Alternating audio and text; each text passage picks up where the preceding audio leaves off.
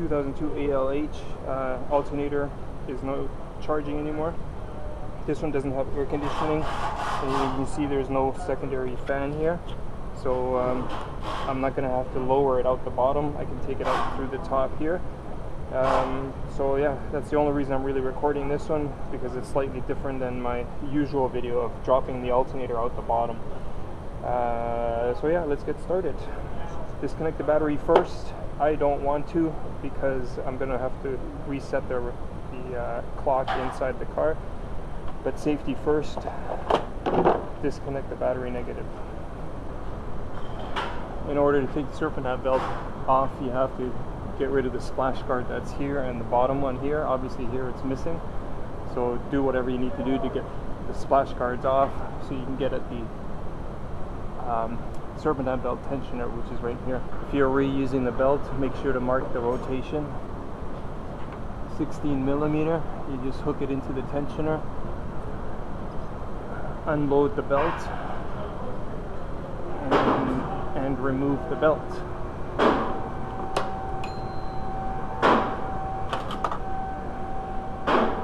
This one looks okay, so we're going to reuse it. Lower alternator bolt, and the upper one is blocked by the tensioner, so we have to take the tensioner off. While we're down here, might as well take the bottom bolt off. 13 millimeter.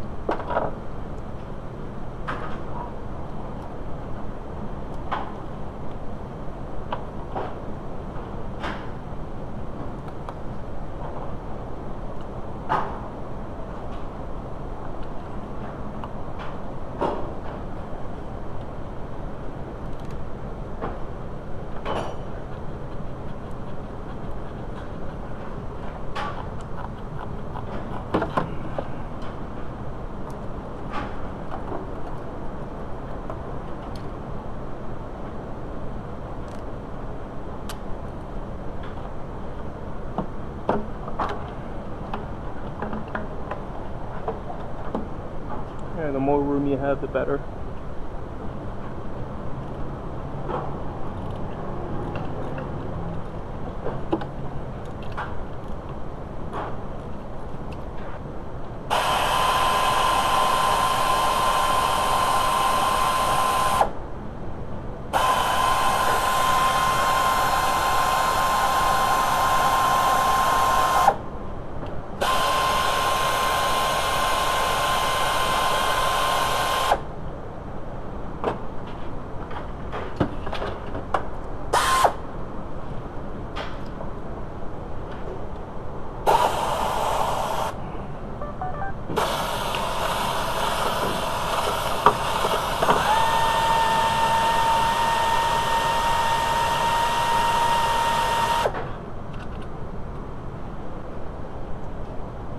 On the battery positive, there's a plastic cap you gotta remove.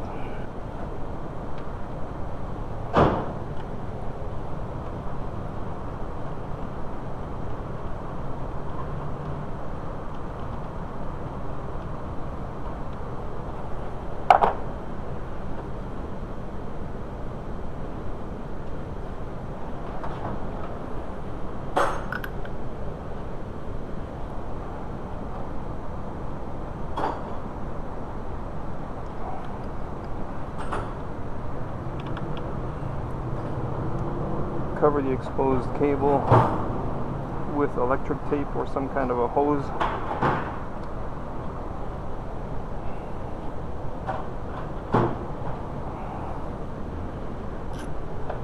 And the wiring harness is secured with an 8 millimeter.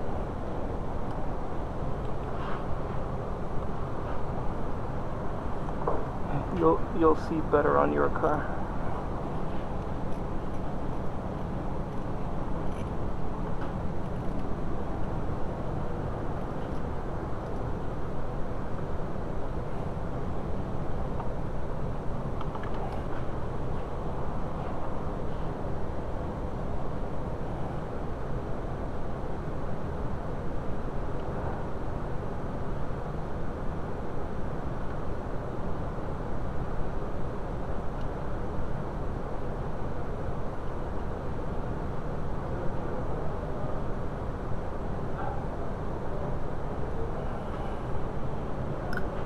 Okay, so now the wiring harness is off.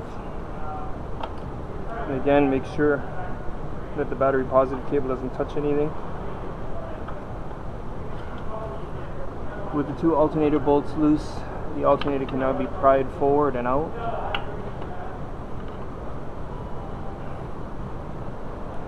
You may have to pry it from underneath as well to work it back and forth. My headlamp battery is dead, so I apologize for that.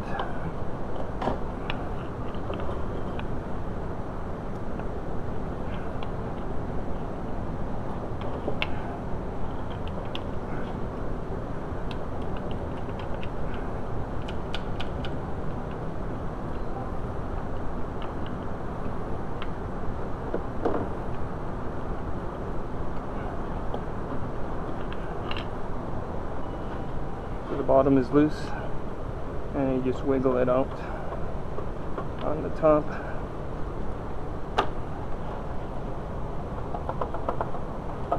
And there should be enough room to lift it straight up and out.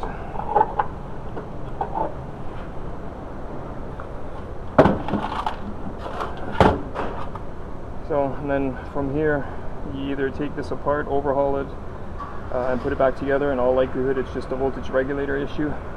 But because of the higher mileage, you're going to have bearings failures, so again, a full overhaul would be more cost effective. For us as a shop, in the old days we used to overhaul them. Nowadays we don't. We just take the alternator out, put a new one in.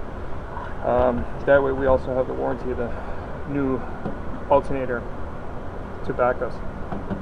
If you're reusing it, you got to make sure these sliders are retracted so that it makes installation easier. All you need to do is take a 19mm socket, put it over the sleeve, take an 8mm by 125 bolt thread,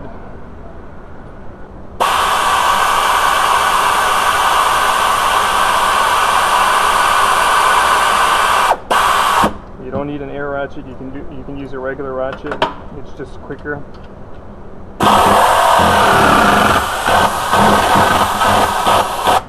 You can see how it retracted now compared to this one.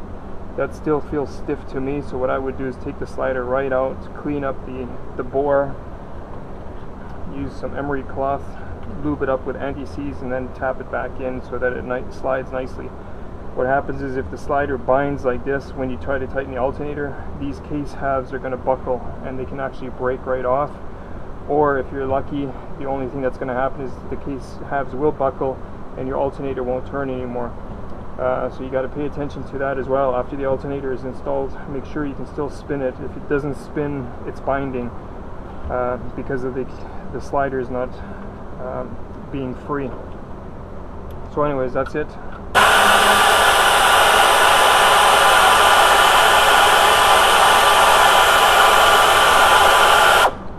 Installation is universal removal.